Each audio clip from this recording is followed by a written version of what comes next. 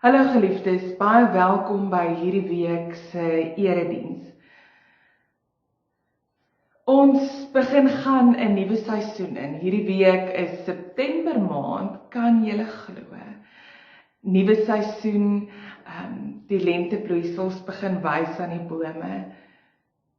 Terselfdertyd het ons nog 'n lekker kouetjie wat ons inbreek net voor die somer en die lente kom.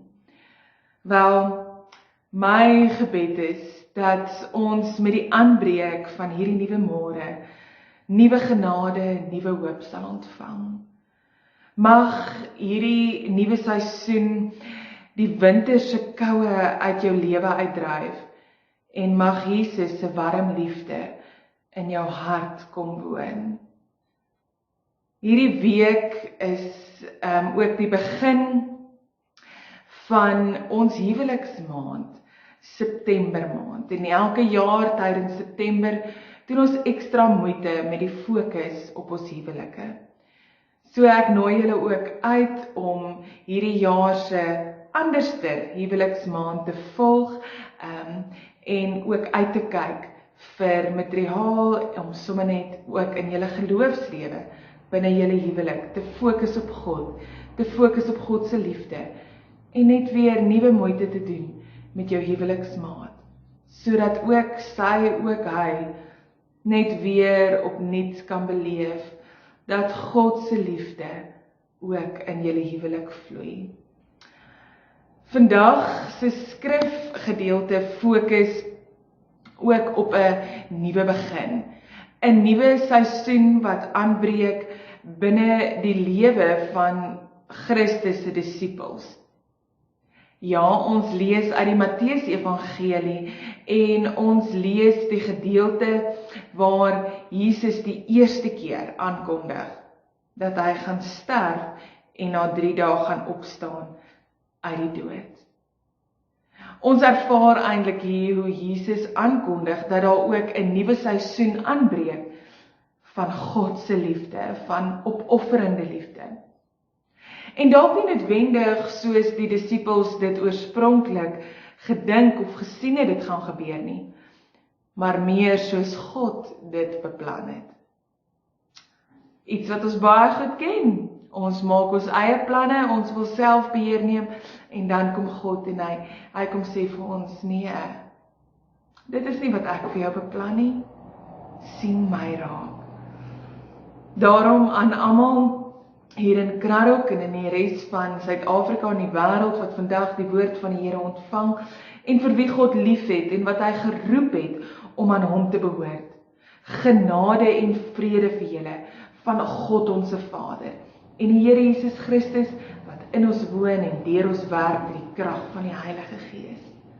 Ontvang vandag God se opofferende liefde vir jou. Amen. Kom ons loof en prys die Here se naam.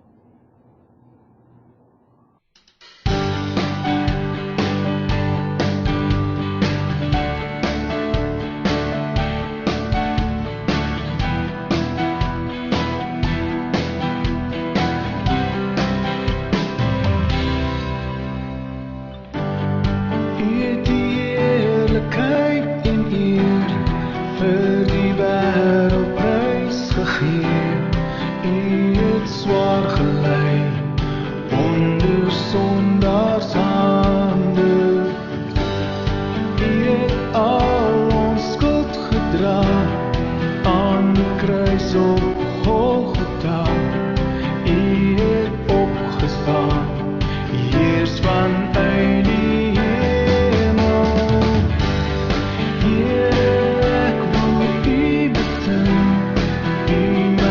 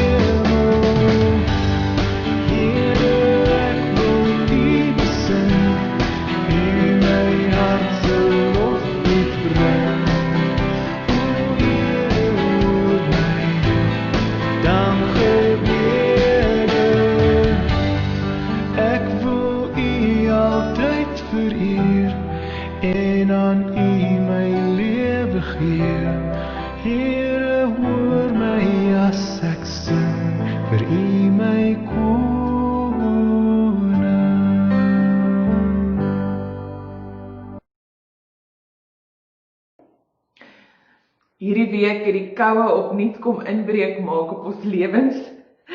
En soos julle weet, ek moes maar 'n bietjie koulik, so ek hoop dat julle kaggels brand. Ek het gesien, ek het nou obviously al vroeër die week opgeneem, so hierdie opname is vroeër, maar ek het gesien dit gaan Sondag ook koud wees, so ek neem aan ons gaan op die Sondag ook lekker kaggel aansteek.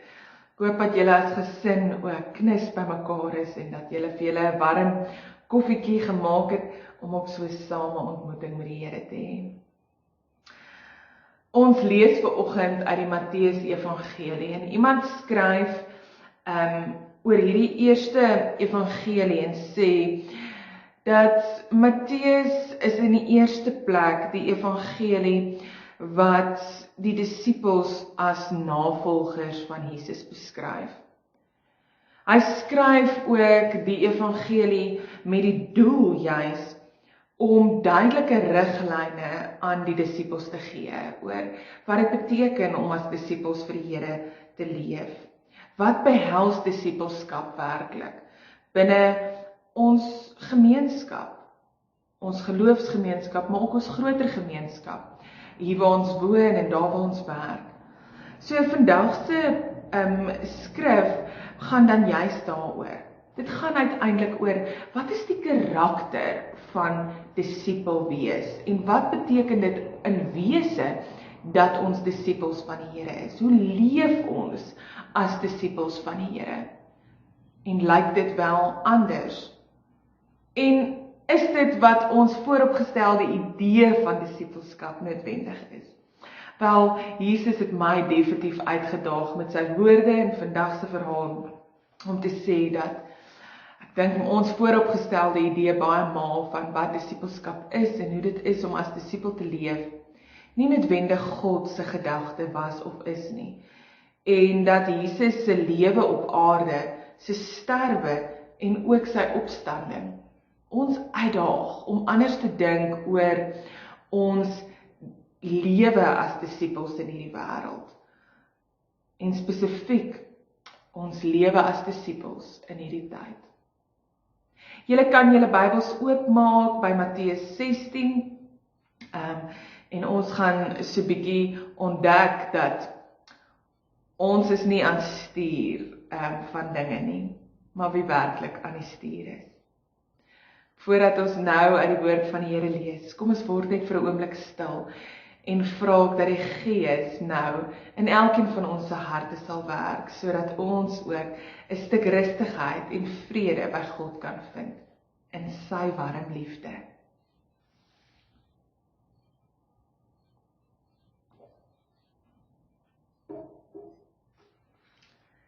Here God van liefde, kom woon in ons.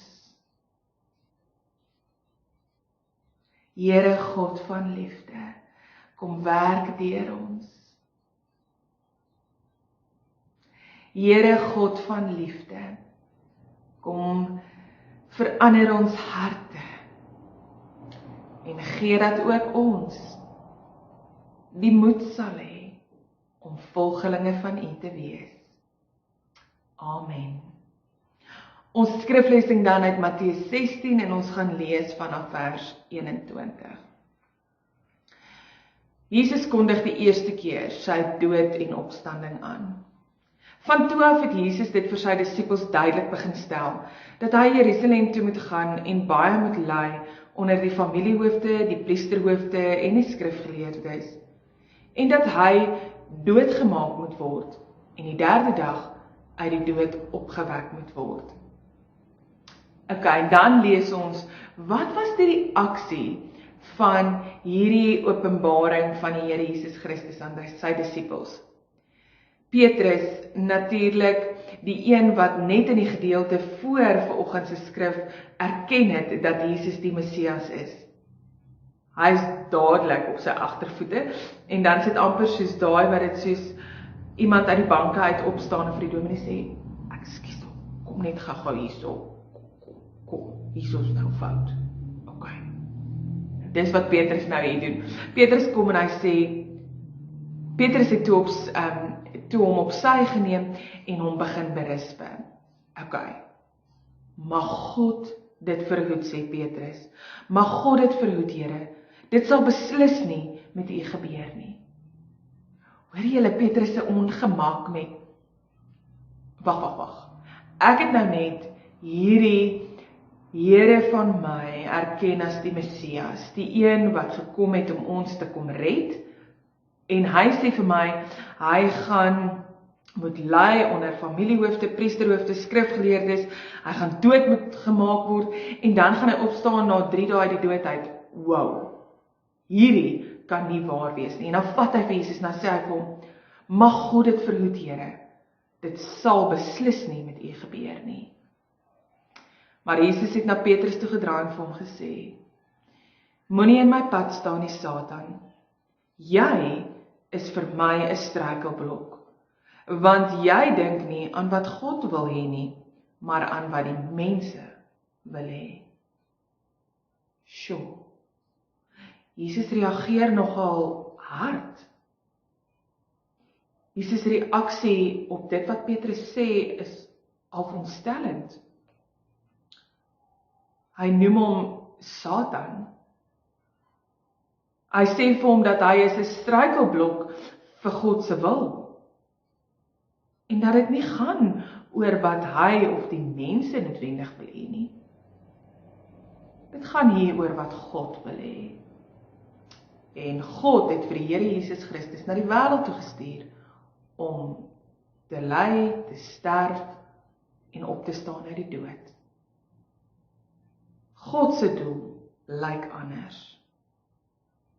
En dan gaan Jesus verder en hy draai hier na sy disippels toe en hy sê vir hulle, in die Markus Evangelie lees ons dat hy na die skare toe gedraai en dit vir die hele skare gesê. Matteus skryf tog dat hierdie woorde was slegs aan die disippels, op die disippels gerig. Dit was so asof die Matteus hier wou uitlig dat die disippels moes dit in die eerste plek hoor, die woorde van Jesus. Toe sê Jesus vir sy disippels, as iemand agter my aan wil kom, moet hy homself verloon, sy kruis opneem en my volg.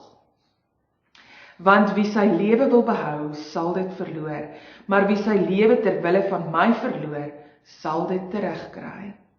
Wat sal dit 'n mens help as hy die hele wêreld as wins verkry, maar sy lewe verloor? Of wat sal 'n mens gee in ruil vir sy lewe? Die Seun van die mens gaan saam met sy engele kom. Hy sal bekleed wees met dieselfde heerlikheid as sy Vader en sal elkeen volgens sy dade vergeld. Dit verseker ek julle, daar is party van die wat hier staan, wat beslis nie sal sterwe, voordat hulle die Seun van die mens in sy koninkryk sien kom het nie. Wow. Daar is party van die wat hier staan, wat beslis nie sal sterwe, voordat hulle die Seun van die mens in sy koninkryk sien kom het nie.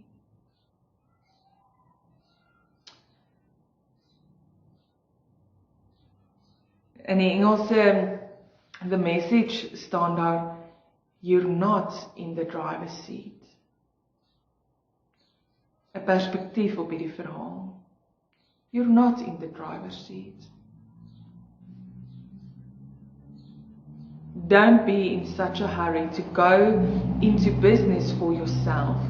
Before you know it, the Son of Man will arrive with all the splendor of his Father, accompanied by an army of angels. You'll get everything you have coming to you, a personal gift. This isn't pie in the sky by and by. Some of you standing here are going to see it take place. See the Son of Man in the kingdom of glory. Amen.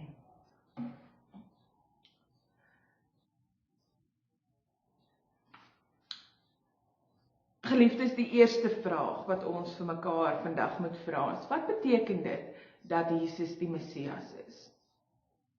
First off, wat beteken dit vir my en jou? As ons hierdie gedeelte lees, dan besef ons wel, vir die disippels van daardie tyd, en ons ken die res van die verhaal. Onthou, hulle het nie die verhaal geken nie. Hulle het nie geweet hoe hierdie ding gaan uitspeel nie. Vir hulle moes dit 'n geweldige skok gewees het wat Jesus hier sê. En ek dink vir baie van ons is dit steeds daagliks 'n skok wanneer ons regtig tot die besef kom wat dit beteken dat Jesus die Messias is. En dat dit nie die verwagte Messias is wat ons altyd wil skets en wil prent nie.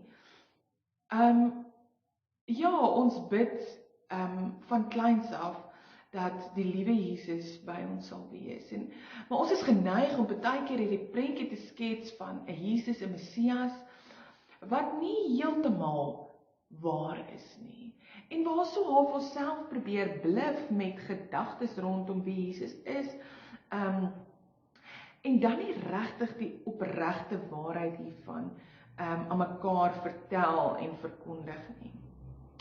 Dis asof ons so halwe waarhede wil gee en sodat dit mooi en soetsappig kan klink.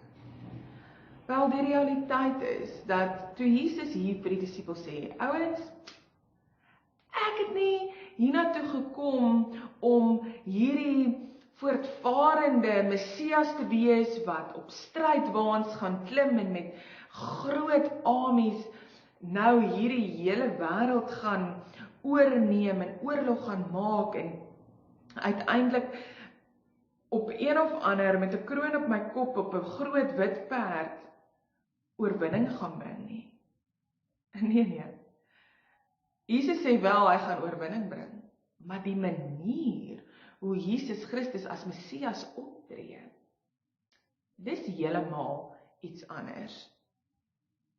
En dit beïnvloed natuurlik hoe die disippels van hier af moet reageer. Dit beïnvloed natuurlik hoe hulle dink oor hulle self, oor wie hulle is.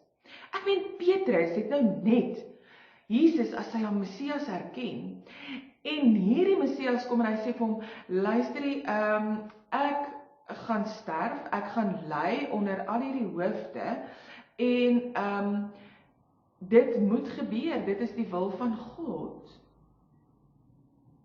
En dan is Petrus soos, o nee, hierdie kan nie gebeur nie. Dit was nie heeltemal die prentjie wat ek in gedagte gehad het nie. En dan wil hy vir Jesus eenkant toe neem en sê, Jesus, wag dat ek jou net gou reghelp. Jy het seker nou 'n foutjie gemaak met dit wat jy gesê het. Ja, hy het nie. En dan sê Jesus vir hom in baie kras taal, sorry, maar jy is besig om op my pad te staan. Jy is besig om die beeld van Satan aan te neem en teen my te gaan en vir my struikelblok te wees vir wat Gods wil is in hierdie omstandighede.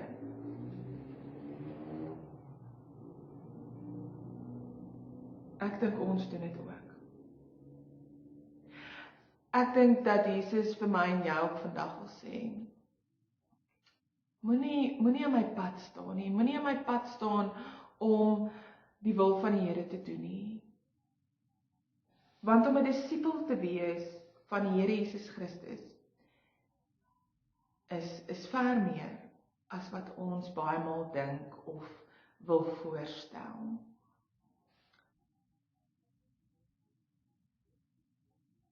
In hierdie afgelope tyd het ek net weer besef, ons vooropgestelde idees van kinders van die Here wees is nogal lekker geshatter, nê? Ek het dit besef toe ons as predikers onder mekaar begin vir mekaar vra oor, hoe dink ons nou oor ons roeping? Nou dat die manier van uitleef van ons roeping bietjie geskit word. Verander dit die wese, die identiteit van my as prediker, as disipel, as profeet van die Here? Nee.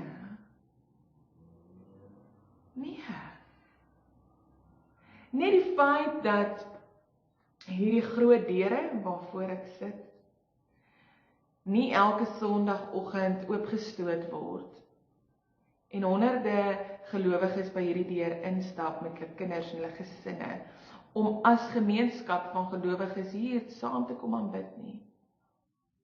En net omdat ek nie op die kansel kan klim en binne daardie ruimte die woord van die Here kan verkondig nie. En net omdat ek, wanneer iemand siek is of op sterwe lê, nie deur die hospitaal se deure kan stap en langs hulle bed gaan sit, saam met hulle huil en saam met hulle bid nie.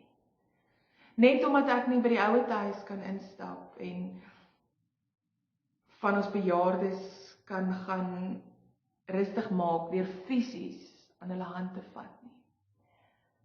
Beteken dit dan dat ek nie meer 'n kind van God is nie? Beteken dit dan dat ek nie meer my roeping as kind van die Here uitleef nie?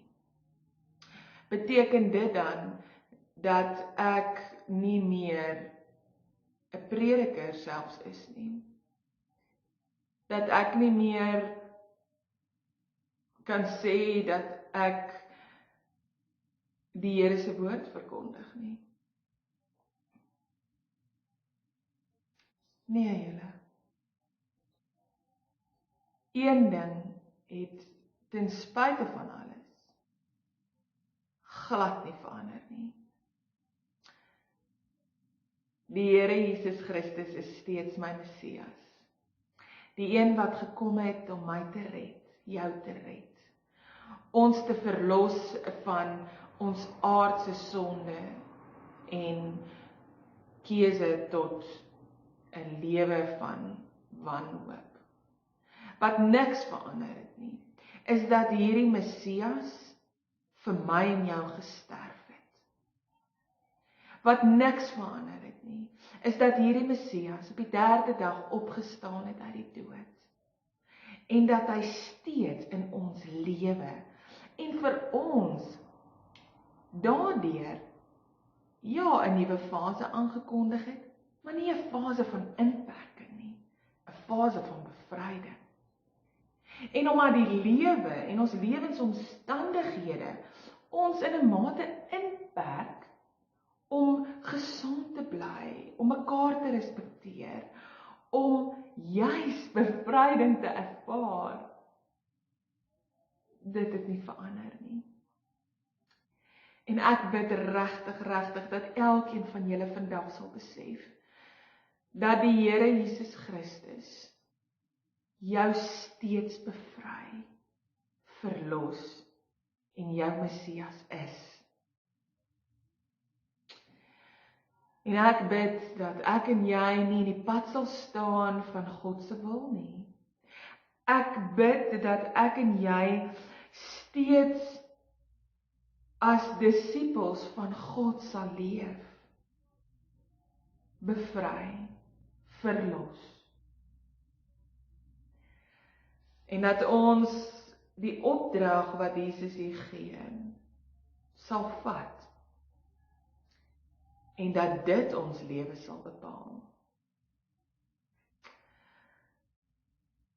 Nadat Petrus vir Jesus op sy geneem het en hom berispe het en eintlik so gebid het, Here verhoed dat hierdie moet gebeur, want dit kan tog nie volgens U wil wees nie. En die Here Jesus vir Petrus sê, nee, hierdie is die wil van God. Laat toe dat God se wil geskied.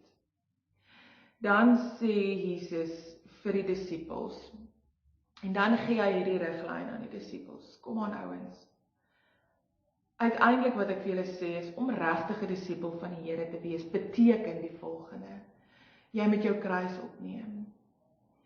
En die lyding wat ek as jou Christus nou beleef en gaan beleef en beleef het in ons geval. Dit is ook die pad wat jy gaan moet loop as disipel. Jy gaan moet bereid wees om jou kruis op te neem. Jy gaan moet bereid wees om te ly. Jy gaan moet bereid wees om bespot te word.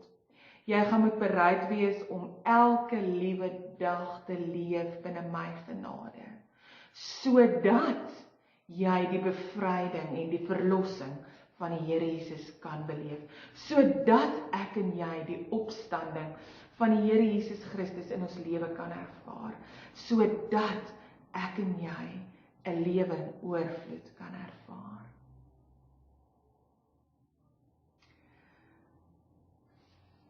Ek dink baie maal dat ek en jy, net soos Petrus, beweeg van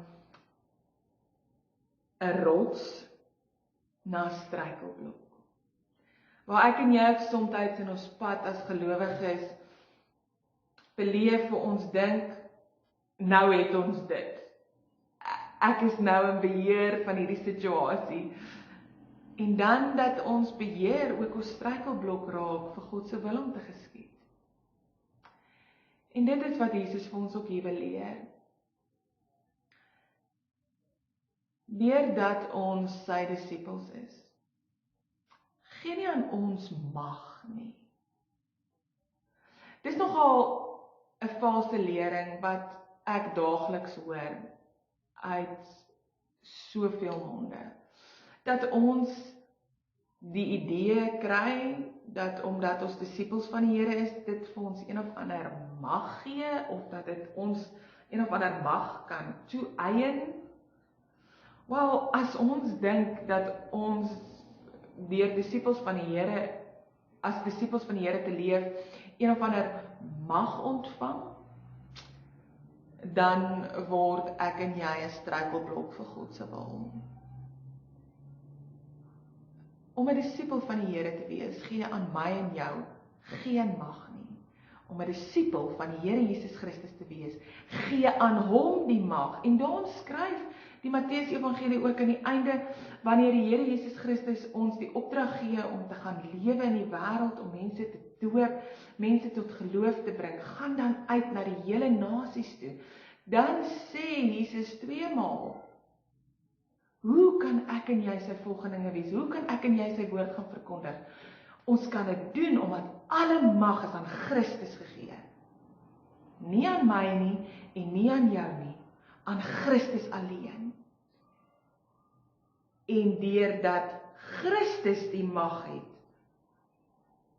kan ek en jy sy bevryding beleef, kan ek en jy sy woord verkondig, kan ek en jy hom volg met ons hele lewe, en kan ek en jy daardeur die seën, die doop van die Here ervaar, in die naam van die Vader en die Seun en die Heilige Gees. Kan ek en jy ook in hierdie lewe God se koninkryk ervaar, as deel van God se koninkrykskinders leef, en in die wêreld dit gaan verkondig, en ook ander gaan doop in die naam van die Vader en die Seun en die Heilige Gees. En ook verander hierdie onvoorwaardelike opofferende liefde van God gaan wys. Elke liewe dag is 'n kruisdraagdag. Ons kan nie kies as disippels van die Here dat ons net op sommige dae kruisdraers gaan wees nie. Ons kan nie sê dat ons net sommige dae die Here wil volg nie. Ek en jy het die opdrag om elke dag kruisdraers te wees. Elke dag die Here Jesus te volg. Die wonder van waar ek en jy staan, wat tog anders lyk as waar Petrus en die ander disippels op daardie stadium gestaan het, is dat Christus alreeds die kruis vir ons gedra het. Dat Christus alreeds gesterf het. Dat Christus se bloed alreeds vir my en jou gevloei het. Daarom moenie fools wees nie. Wees volgelinge. Wees volgelinge van die Here Jesus Christus. Moenie soos lafaards net sommige dae jou kruis opneem nie. Moenie soos 'n lafaard wil mag toeëien vir jouself en dit wat jy doen en as disipel dan nou leef vir jou eie gewin nie. Ons geen wins daarin nie. Ons enigste wins is in Jesus Christus ons Here. Ons enigste rykdom is om as kind van die Here te leef, dag vir dag, in en uit. Op te staan en te gaan slaap, te lewe en te sterwe as kinders van die Here. Dit is ware disippelskap. Dit is opregte disippelskap. Wanneer Jesus Christus verheerlik word, wanneer Jesus Christus alle mag ontvang, wanneer die Here Jesus Christus se naam groot bo ons lewens uitstaan. Wanneer ons nie net somtyds opstaan vir Christus nie, Christus het klaar opgestaan vir ons, maar wanneer ons lewe, elke tree, vir Christus, ons Here. Volg die Here Jesus Christus, neem jou kruis op en stap die pad as kind van die Here. Amen. Here God van liefde, kom leef in ons, sodat ons deur u opstanding, deur u as ons lewende Here kan gaan leef in die wêreld. Here, gee dat ons die moed sal hê om ons kruis op te neem en u te volg. Here, gee dat ons nie 'n struikelblok sal wees vir u wil nie, maar dat ons deur ons hele lewe u wil sal laat geskied. Soos in die hemel, net so ook op hierdie aarde. Binne die omstandighede wat ons leef.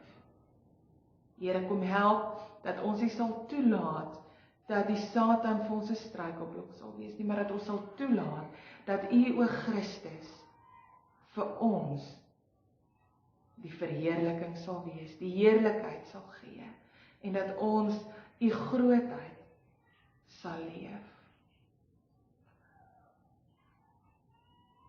Here, gee dat ons minder van onsself sal wees en meer van u.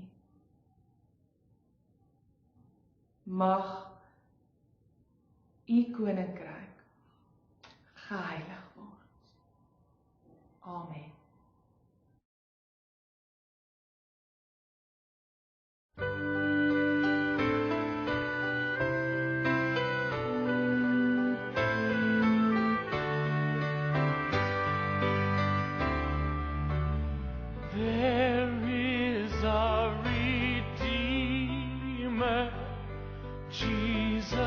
God's own Son, precious Lamb of God, Messiah, Holy One. Jesus, my Redeemer,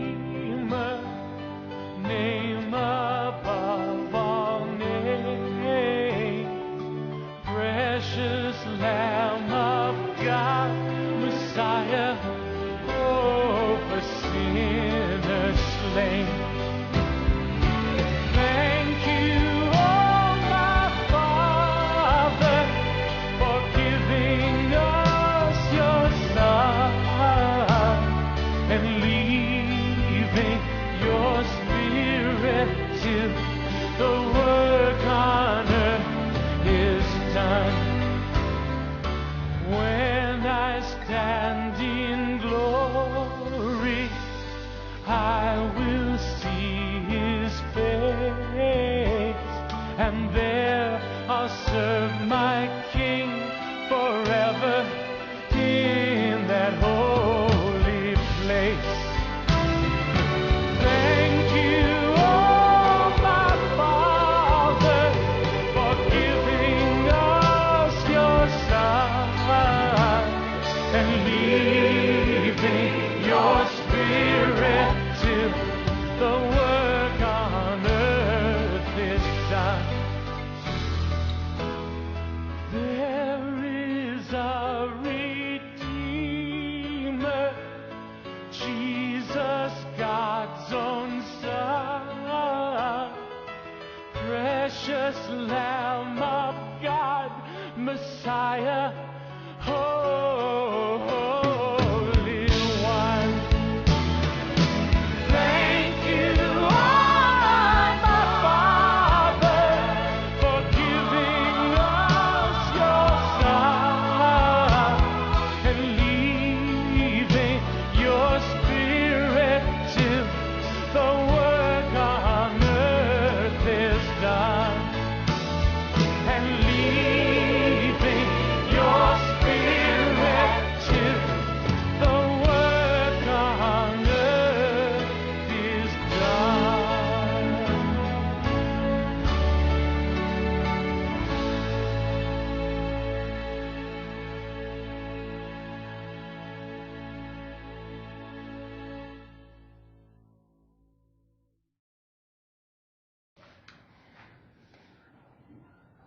Geliefdes, mag elkeen van julle hierdie week 'n wonderlike week beleef. En ek daag julle ook uit om hierdie week julle bestellings in te sit. Onthou ons het nog 'n week van Bazaar. Vrydag gaan daar bestellings uit vir koekies en Saterdag het ons weer 'n heerlike drive-through met curry en rys en heerlike hamburgers. En jy kan ook vir jou 'n koffie by Trip en Koffie kom koop hier voor die kerk. Kom ons word deel ook van 'n inisiatief om fondse te genereer vir ons gemeente, om ook so 'n verandering in ons gemeenskap te kan maak. Dankie vir elkeen se bydrae, dankie dat julle die waagmoed het, laat ons tog iets kon aanpak, om ook net weer te kan voel, ons is nog hier en ons maak 'n verskil, en ons wil 'n verskil maak in ons gemeenskap.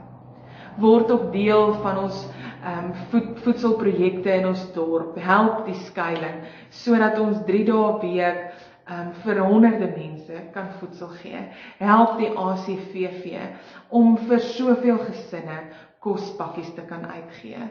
Onthou, die nood is steeds groot daar buite. Help ons om ons kinders in Huis Bethesda te voed en te versorg en lief te hê. Help ons om ons Elisabeth Jordaan te huis te dra in gebed. Help waar jy kan ook om 'n hand by te sit met etes, met versorging van ons ou mense. Bid vir julle geliefdes. Ons bid hierdie week vir elkeen van ons geliefdes wat siek is. Vir elkeen wat nie net positief getoets word vir COVID-19 nie, maar vir elkeen wat deur 'n moeilike tyd gaan, emosioneel, wat weer moes hoor dat hulle gediagnoseer is met kanker of dat die kanker terug is. Vir elkeen wat behandeling kry. Ons bid vir elkeen wat deur 'n moeilike tyd gaan, wat 'n geliefde aan die dood moes afstaan. Gemeenskap van gelowiges, volg die Here Jesus Christus, deel met mekaar sy opofferende liefde, dra mekaar se laste, en wees waghalsig genoeg om jou eie kruis op te neem, en die Here Jesus te volg.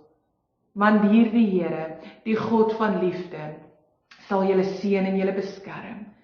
Die God van liefde sal vir elkeen van julle sy vrede kom gee.